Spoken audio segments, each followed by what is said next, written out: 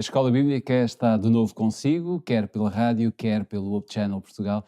Você pode assistir diariamente àquilo que vamos falando aqui e, sobretudo, descobrindo através das palavras de Paulo aos Gálatas. Temos vindo a desenvolver aqui, digamos que, uma série de documentários sobre o que Paulo deixou e que nós lhe intitulamos O Evangelho em Gálatas. Para isso, temos sempre connosco o pastor Pedro Esteves, e porque no fundo chamamos a este programa uma escola e uma escola bíblica, será bom sempre começarmos com um sumário, com um resumo daquilo que iremos falar. Por isso, Pedro, qual é o sumário de hoje? Estamos a continuar o estudo do capítulo 3 de Gálatas e o nosso sumário hoje diz-nos que Paulo fundamentou toda a sua teologia, aos Gálatas e não apenas, no Antigo Testamento. Isto quer dizer, portanto, que os fundamentos, mesmo desta verdade que nós estamos neste momento a estudar, a verdade sobre a salvação acessível a todos, esta verdade já estava presente no Antigo Testamento, não é uma invenção que tenha surgido agora. Antes de fazermos o comentário àquilo que foi apresentado como sumário desta lição, vamos abrir a nossa Bíblia em Gálatas capítulo 3, versículo 8. Se tiver a sua Bíblia, então faça o favor de abrir em Gálatas capítulo 3, versículo 8, ou então seguindo a leitura connosco através daquilo que temos aqui, que diz: Ora, toda a Escritura, Ora, tendo a Escritura previsto que Deus havia de justificar pela fé os gentios, anunciou primeiro o Evangelho a Abraão, dizendo: Todas as nações serão benditas em ti. Quando Paulo se refere, no fundo, aqui às Escrituras, e falámos isso no sumário, ele está a falar àquilo que nós hoje chamamos o Antigo Testamento. Será que podemos dizer que toda a teologia de Paulo, no fundo, está centralizada, baseia-se em grande medida naquilo que temos como o Velho Testamento da Bíblia? Sem dúvida, nós temos que recordar sempre que na altura em que Paulo escreveu aos Gálatas, isto é, que eu vou dizer é assim uma verdade mais ou menos de lá para ali, não é? Embora, nunca sabemos, alguém pode hoje estar connosco que não tenha um conhecimento ou um conhecimento mais superficial da Bíblia, esteja a dar os seus primeiros passos, mas a verdade é esta: quando Paulo e os outros autores do Novo Testamento escrevem, nesse momento não havia aquilo que nós hoje chamamos de Novo Testamento. As cartas estavam a ser escritas, aliás, os evangelhos ainda não circulavam. Portanto, a base racional, escriturística, onde os próprios apóstolos se baseavam para a proclamação do evangelho, era forçosamente as escrituras, que nós hoje chamamos Antigo ou Velho Testamento, as revelações dos profetas, os escritos de Moisés, sendo profetas, o Pentateuco e todos os escritos que nós conhecemos. Portanto, a verdade é esta: as escrituras no Antigo Testamento desempenharam um papel muito importante nos escritos de Paulo. Aliás, mesmo o próprio Cristo, esta mesma verdade se pode aplicar à mensagem ou ao ensino que nós temos relatado nos Evangelhos, porque Cristo citou diversas vezes, dezenas e dezenas de vezes, textos do Antigo Testamento, desde logo, por exemplo, textos que Jesus aplicou a si próprio, como se colocando precisamente como sendo o cumprimento, por exemplo, de profecias messiânicas.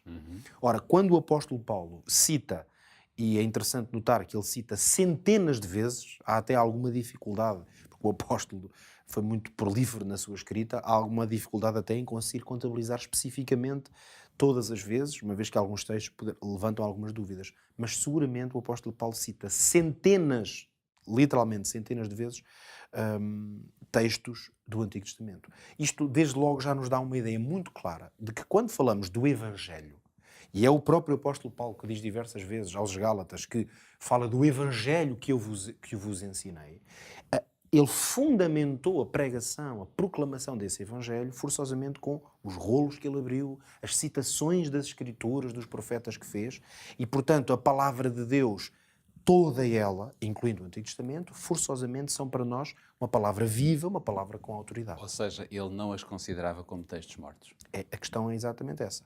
Hoje, talvez alguns cristãos possam pensar, e alguns tendem, alguns movimentos, ou pessoas em particular, enquanto pessoas que gostam de estudar a palavra de Deus, poderão pensar que, uma vez que temos o Novo Testamento e que ele nos traz como que uma perspectiva nova, uma nova aliança, ou que Cristo traz uma nova mensagem, que eventualmente essa mensagem erradique, por assim dizer, destrua os fundamentos que estavam estabelecidos. Ora, não haverá coisa mais incoerente com o próprio Novo Testamento que seria fazer isso. Porquê? porque são os próprios apóstolos, é o próprio Cristo, que usam a base estrutural, mesmo teológica, do Antigo Testamento para fundamentar a mensagem que proclamam. E é interessante ver que Paulo, quando escreve a Timóteo, ele vai escrever claramente que toda a Escritura, no fundo, é divinamente inspirada, ou seja, ele não põe em causa nenhuma parte das Escrituras. Nenhuma parte. Ele diz que toda a Escritura é divinamente inspirada. Mais uma vez, quando ele se refere a toda a Escritura, não se está a referir ao que nós hoje chamamos de Novo Testamento. Forçosamente, não existia. Claro. No sentido que não estava escrito, disponível como uma coleção de livros que fossem considerados por esta igreja ainda que estava a nascer, que fossem considerados textos já de inspiração divina. Não. Este texto, toda a Escritura é divinamente inspirada, refere-se desde logo ao Antigo Testamento. Portanto, quando o apóstolo coloca aqui esta expressão inspirada, é muito interessante porque é uma palavra que contém a expressão Deus dentro dela. Por isso, a expressão theo, que é uma expressão grega, mas que já é muito conhecida, dá origem, aliás, a muitas palavras. Sempre que nós falamos aqui de teologia, é essa ideia de que Deus, e a palavra inspirada vem junta à expressão theos, Deus, uma pequena expressão muito interessante, pnestos, que significa literalmente o ar que é inspirado. É interessante porque isto faz um pouco a alusão à ideia de que a própria criação, tal como é revelada na Escritura, no livro de Gênesis, a criação do homem, que é feita por uma inspiração, uma expiração de Deus. Portanto, Deus como que sopra, deita para fora, e esse ar expirado por ele torna-se a inspiração do outro. É como eu muitas vezes gosto de imaginar e dar esta imagem quando me expresso sobre este assunto, que é interessante pensarmos em Deus a soprar, portanto ele expira, esse sopro torna-se nos pulmões do ser humano, que ele moldou com as suas próprias mãos, a primeira inspiração. Portanto, há este movimento de um fôlego de vida, porque tudo o que emana de Deus é poder, é vida, é autoridade. Portanto, mesmo que seja um simples sopro, ele transforma-se em vida. Ora, o processo de inspiração, e portanto o nosso enfoque aqui é dizer que este processo aconteceu no Antigo Testamento com os profetas, com os homens que receberam esta mensagem e que a escreveram da parte de Deus, foi precisamente um processo de receber um sopro da parte de Deus, neste caso não um sopro para lhes dar vida em termos físicos, mas um sopro para inspirar ideias cuja autoridade, cuja fonte não é humana, mas divina.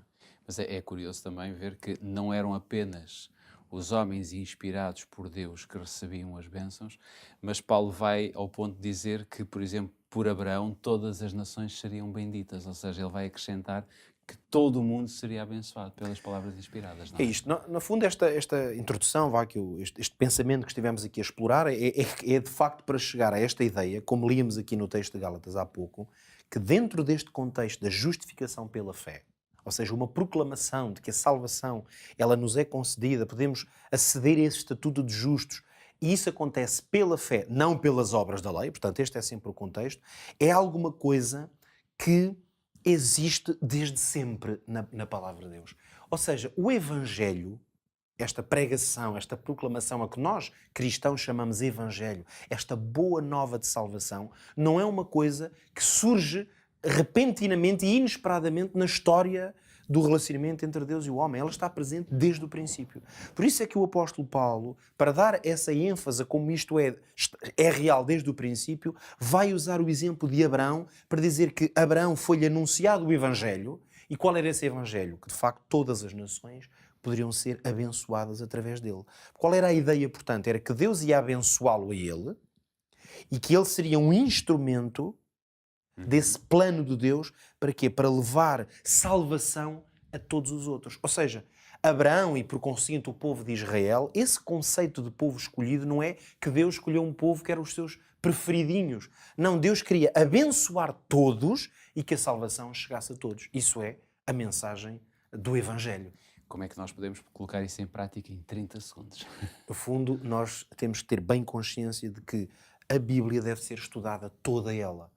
E fica este desafio a quem neste dia nos ouve ou nos vê, que estuda a sua Bíblia no seu todo. Não deixe para trás alguma coisa, porque isso seria deixar de lado coisas que Deus inspirou e porque o Evangelho ele está espalhado do Gênesis ao Apocalipse. Fique então com esta certeza, fique com a certeza de que Deus o abençoará. Se você considerar a Bíblia como um todo e se da Bíblia tirar tudo aquilo que você necessita para se encontrar com Deus neste mundo e um dia poder viver eternamente com Ele. Ficam as nossas despedidas, sabendo que estamos por cá diariamente e você poderá estar connosco quer pelo Hope Channel, quer pela rádio e poderá assim também seguir-nos através das redes sociais, quer da Rádio RCS, quer também do Hope Channel. Está tudo dito por hoje, nós voltamos amanhã. Até lá.